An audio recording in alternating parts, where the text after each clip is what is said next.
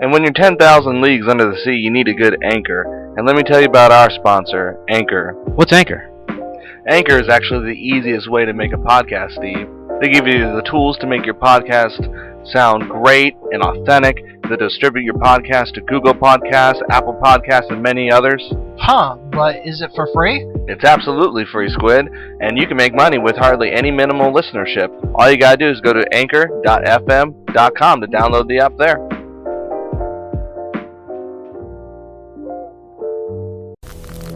It is time. Shark's in order. Our shark. There's a Sharknado coming. Dragon sharks? Are those sharks with laser beams attached to their heads? Welcome to the Sharks. During the Cold War, there were a lot of things America triumphed over the Soviet Union in. The race to the moon. Hockey. But the Soviets did win in one aspect. In 1977, America tried desperately to conjure J.R. Tolkien's masterpiece with their 1977 animated classic. But America expected that the race was over. They didn't expect that the Soviets would actually beat us to the real-time version of The Hobbit first. That's what this special is about. The USSR Hobbit film.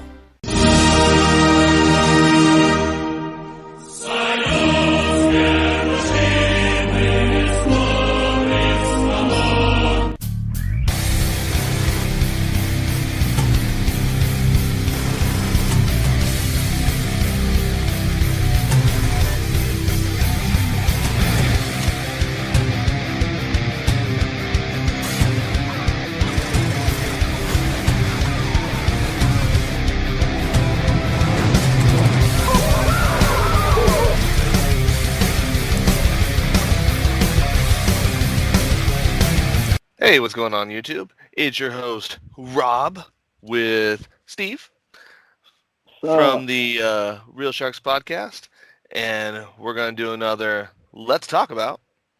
And today, comrades, you better get your Soviet flags out because we're going to be talking about the J.R. Tolkien's Hobbit film from 1985. That's right, 1985. You must be saying, wait, guys, I know of a Hobbit film, but wasn't it Peter Jackson's? Yes, there is a Peter Jackson one, and there is also a Soviet Russian Hobbit film as well. And it is ridiculous. You can find it for free on YouTube. We'll put it in the description below. But, my God, Steve, I watched this, and I gotta tell you, it was...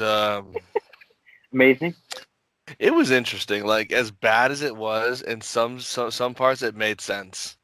Really? You didn't think so? I thought it made sense for what they were going for. Obviously, we know the source material, but if this was your first time watching, do you, comrade? Because in Soviet Russia, material reads you. But for apparently it does. For real though, they actually the Hobbit when it came out to Russia, it was with totally different translation and totally different illustrations, apparently. Yeah, so it was a lot different than the American version of The Hobbit. Wow. So you start the film off essentially with this narrator guy who he's supposed to be J.R. Tolkien, but he looks like Winston Churchill, like just some British guy. He just looks like some British guy here to tell you the story.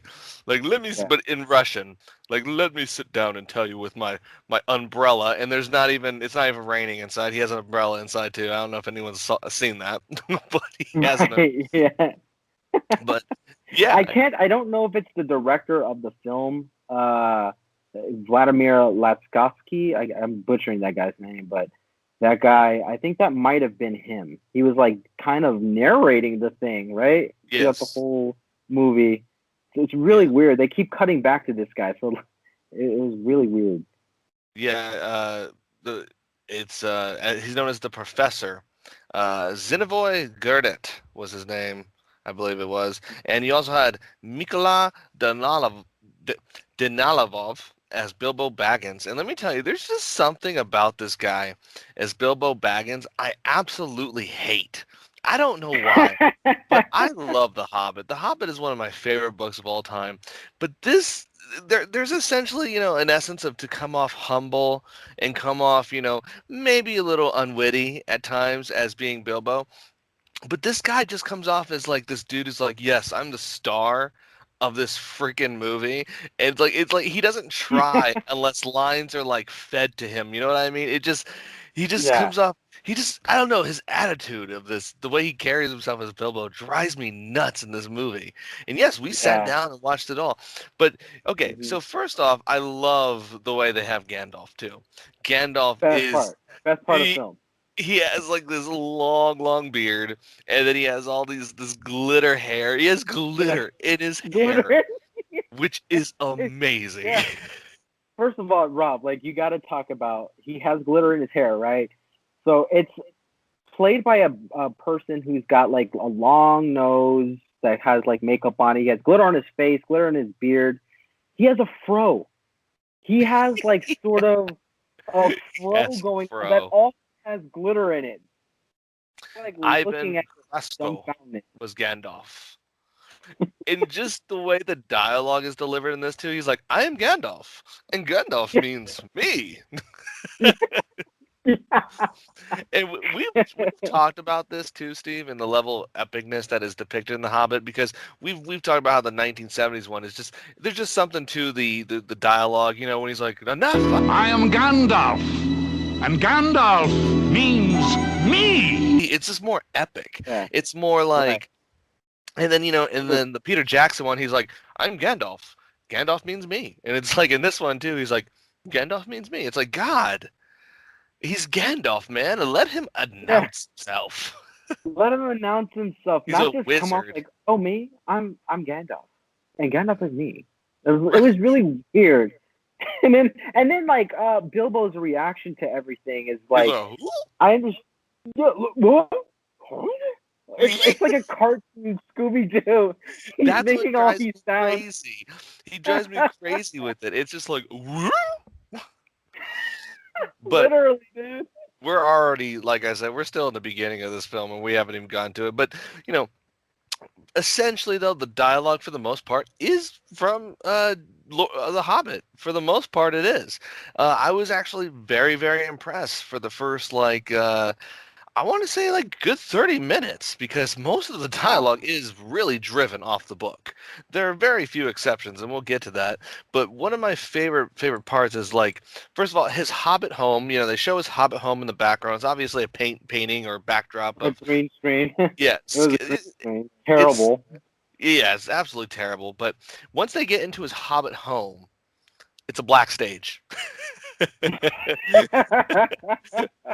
Like there's no concerted there's no concerted effort anymore. So he's in this black stage, right? And then all of a sudden Thorne and company comes to meet him, and they essentially actually do it just like how Peter Jackson did it, where they kind of arrive one at a time, unlike the 1970s version where they all kind of come at once.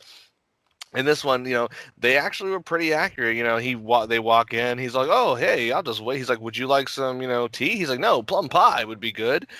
And they start doing the whole, crack the plates. That's what Bilbo. Yeah. It's like a weird, like almost like conga line. First off, like, the conga line thing is not the funniest point. Each song, which we will go over, is like the songs you know and love, the crack the pots and break the plates. That's what Bilbo Baggins hates, but with like a Russian spin to it. Like, each thing gets even more Russian as each song happens within this film. And like Rob was saying, they're conga lining the dwarves. They're jumping up and down. They're jumping up and down. And you have this Bilbo guy who I still want to punch in the face, just kind of run around doing this. Just like, oh, I'm Bilbo Baggins. And the way he says it, I need no Bilbo Baggins. Yeah, Sorry, definitely. it's just, I'm not making fun of Russian. I'm just saying it sounds really, really funny. But the dwarves' costumes themselves are hilarious, because Bilbo essentially looks just like a Russian guy with a scarf. Yeah, And the with a beanie on dwarves, his head. I'm like, yes, all right. and the dwarves look like just long hair, long curly hair, long curly beard, men in cloaks, different cloaks basically. And they actually kept the names and they kept the way that some of them looked. Like there's like they have glasses too, like Keely Feely, Ori Nori. I mean, they did it pretty well. I was impressed. And I guess the way we're kind of getting at this is one of the best examples of a movie where the director had the great source material, but not great cinematography skills, and the translation and execution is just terrible. And that's being polite. Yeah, definitely. That's being polite. Yeah. We're gonna go ahead and skip forward a little bit here to some funniness here. So let's see. That their whole trip essentially, like when they're going through the mountains and everything, I love too. It's just a set with mist, and they're basically all fighting over to get around this one branch in this whole movie. And it's just like, oh god, this is and the narrator's narrating, and it's like, yes, this is the epic journey. Going through branches steadily. um, it's really really funny. But one of the parts where I was like I said, it's probably about a minute 24:36. It's a minute 24:36 is where the movie actually breaks kayfabe, so to say, and that's where they're having this dialogue about. He just says, "Yeah, he will kick Feely like a football." He literally says, "I will kick him. He will kick him like a football." And I was thinking to myself, wow, I wonder if that was improvised and they were like, maybe people won't notice. Or for a second, I ran through my books into every Hobbit book I had, and I was like, is there a place in Middle Earth where the gridiron was played? Is there an elves football team? What about the dwarves? Do they have a football team? Oh my gosh. Or the Apparently they do. Apparently in Soviet. Oh, the orcs were great because they were just They were just guys. They were just guys. Maybe they were meant to be American. Yeah, you think so? That would have been funny because, as everybody's sleeping and Bilbo kind of looks up and you see like a stage right type of effect where a rock kind of lifts and then some dude just appears with some smog. I'm like, who's this guy? And I'm like, what is going on? Oh wait, are they supposed to be the goblins? Yes, and then when he says, "Oh, great and magnificent one," I was like, "Oh my God, that's the Goblin King." I mean, even Martini from your favorite film, Your Highness, looked better than that guy. I would have believed that guy was more of an orc than that dude. Oh my gosh, yes, definitely. And we get another dance cue scene with the goblins dancing in their lair. Yes. Very weirdly. It's like you can tell there's a stage and they just kind of like cut it into a prompt of a cave.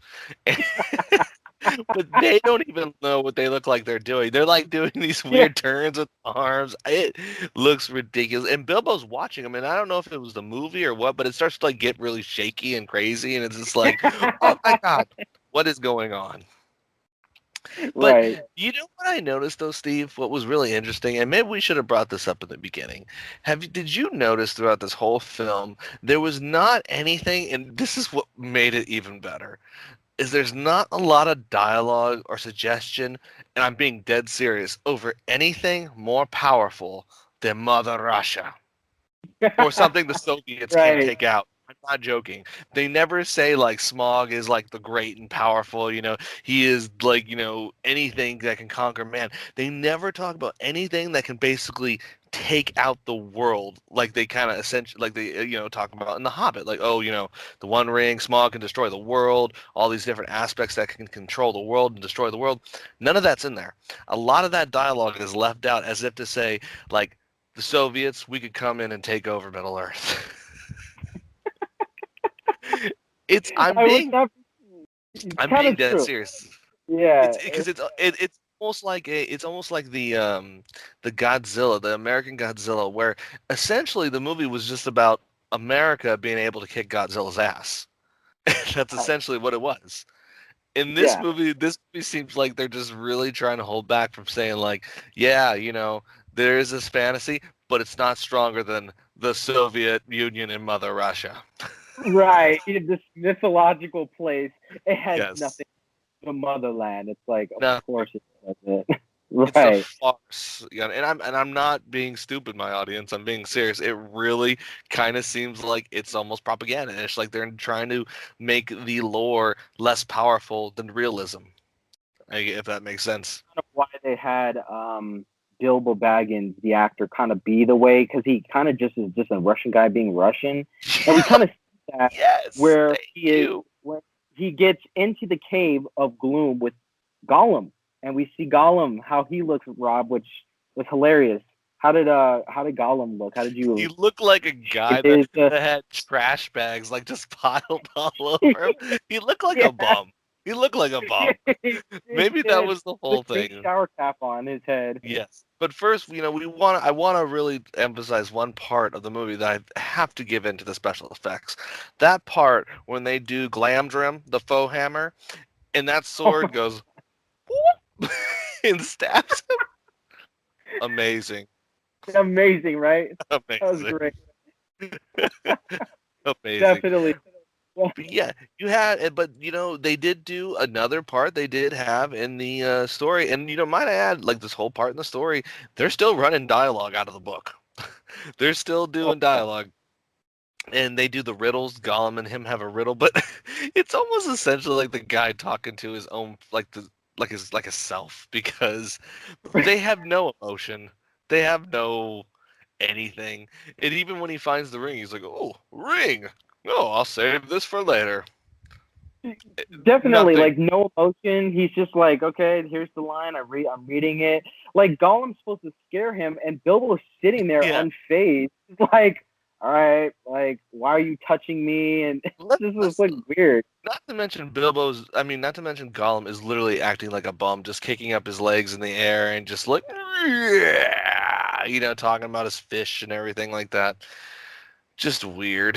But yeah, a guy with a Did you mention his creature from the Black Lagoon ears that he had on himself? Yeah, like freaking fish ears. and I'm not trying to be mean to it, really kind of looked like those depictions, not being racist at all, but it looked like depictions of the Jews that they had, like Russian propaganda have. That's kind of what Gollum essentially kind of looks like, not even being a joke. Yeah. That might have been like a connection there. Yeah. Because of the, and I know you're gonna say, "Wow, why would you guys say that? It's so horrible." Not as horrible as the next scene where we get the giant tarantula scene, or Party City tarantula scene. Oh my God, Steve! This was like, first of all, it seemed like something they threw together at the last minute. And they're not even toy spiders; they're the shadows of toy spiders. It's some dude's hand, be like trying to be a spider in like a shadow. So bad, Rob. And they are hanging from netting or something that looks like webbing in a prop studio. And the spiders come up to them and they're like, "Oh my God! Oh my God!" But I mean, I don't know. I mean, I don't know what else to say about that scene, and that's it's really. And then when Bilbo comes to, which is ridiculous, he acts like a Russian guy being happy, like, "Oh, take this," and like, like, "You can't catch me," blah blah blah blah blah. Yeah, right. What? It's funny, and if you're still with us after this point in this movie, I applaud you, because it was hard. I had to sit. This movie took 2 sittings for me. Oh, but I love the toy spiders right now.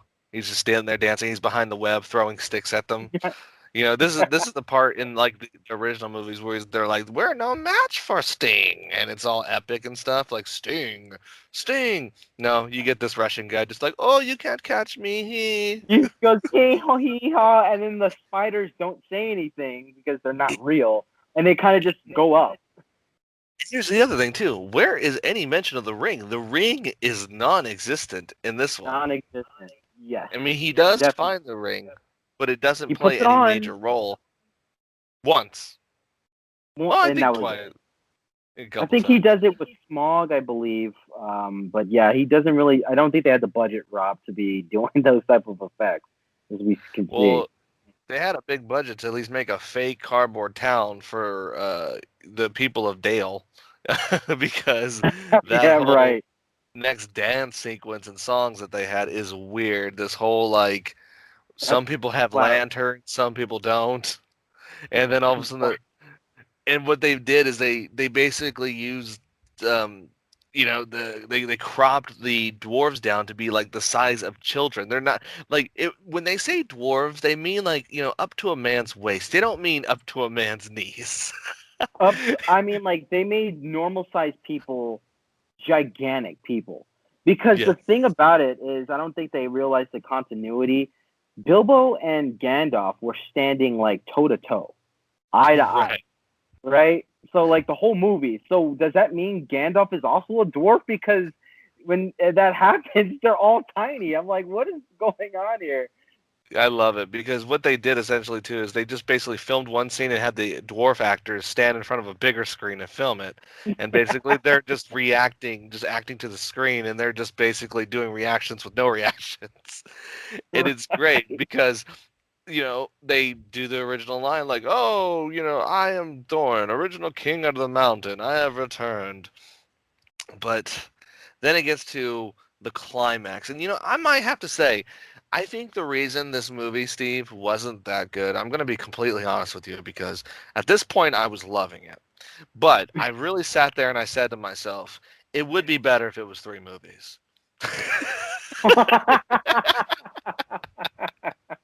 Oh, really?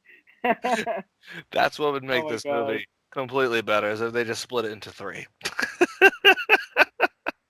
Right when they got the small cut it Yep. to be continued. Now, they should have cut it when they got to Smug, because this is the best part. And it's playing along to our audience right there at the bottom of the screen there.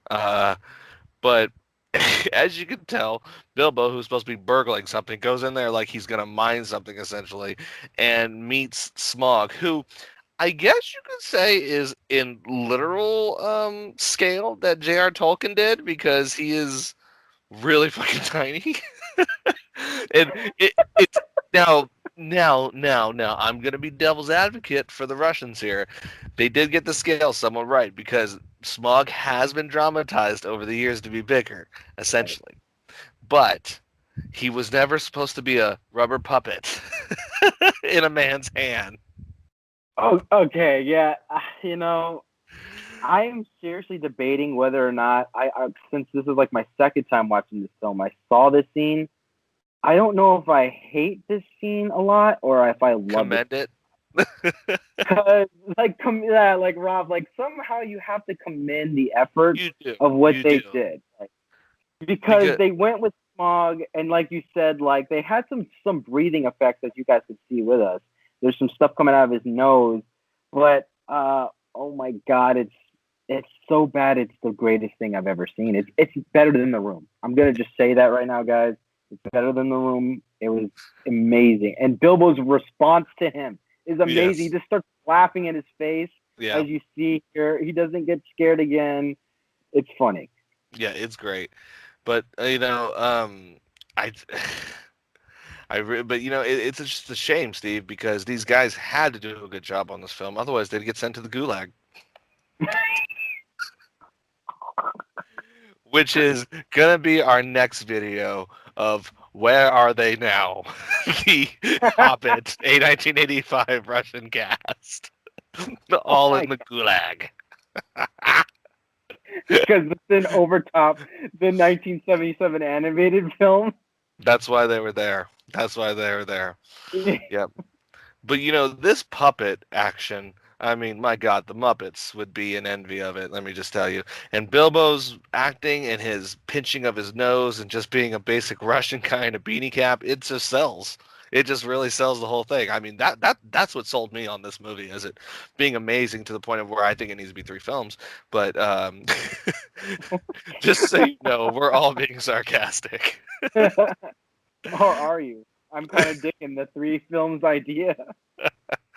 But essentially, we get to the end where Smaug dies, the Black Arrow scene, which is there with the dragon just like dying. But we get to the Battle of Five Armies, which to be honest with you, was more accurate than the Peter Jackson one.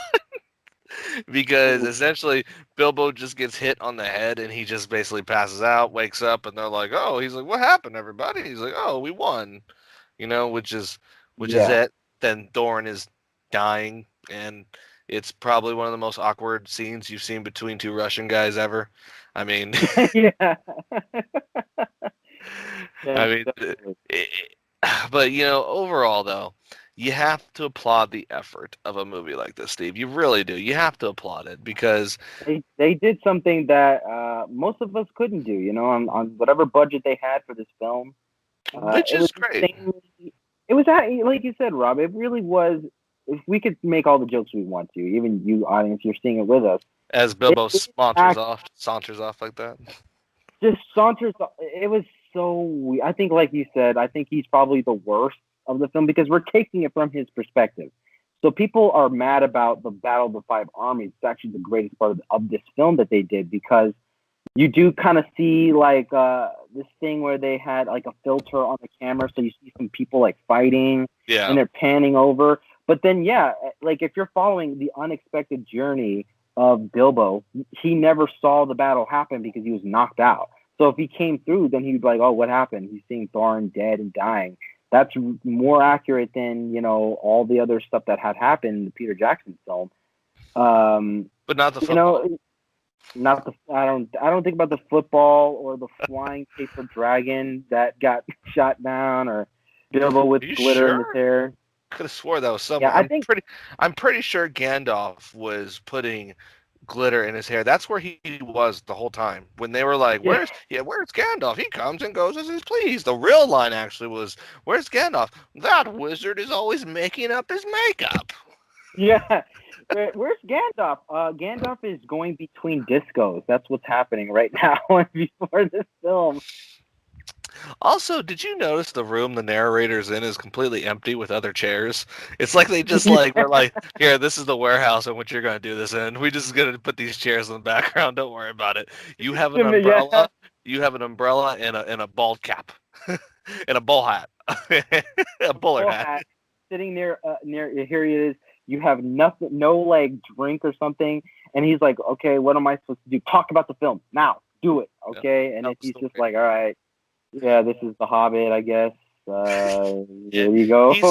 He's supposed to be J.R. Tolkien, but Right. bad execution.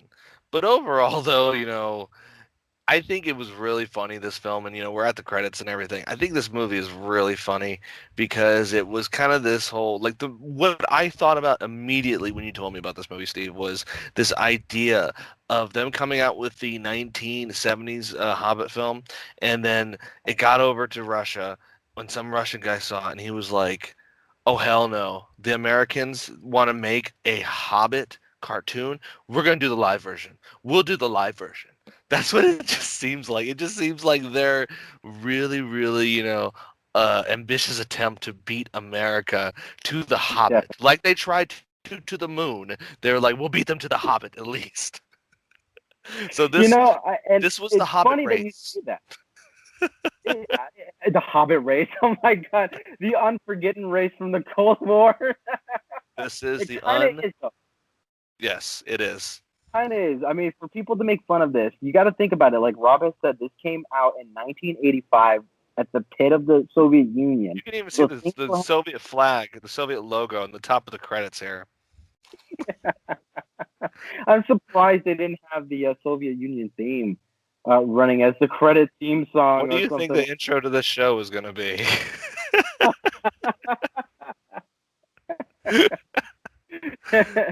Yeah, I in this film, I had to show this. This had to be on the show once for once, and I'm glad that you guys saw this with us because this had to be seen. If you guys are true fans of Middle Earth and The Hobbit, you missed out on the true gem, the true legend that Peter Jackson left behind. Yes, one of the true unforgotten Cold War races right here.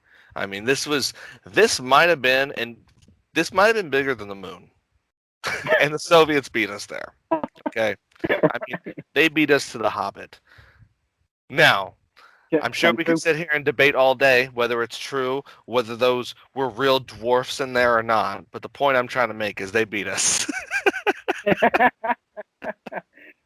Hey, it is what it is. Is this movie the actual Gollum of the entire films that have happened, including the animated series that have happened? No, it is actually, and I'm going to be completely, honest. Put on my serious critic face. No, it is not the worst because, like I said, it actually does employ some aspects of the book in it, because the dialogue is pretty spot on for some parts of the movie. Some are not. For the most part, it is pretty true to the book. I've seen worse. I think Peter Jackson's version. We've done an episode.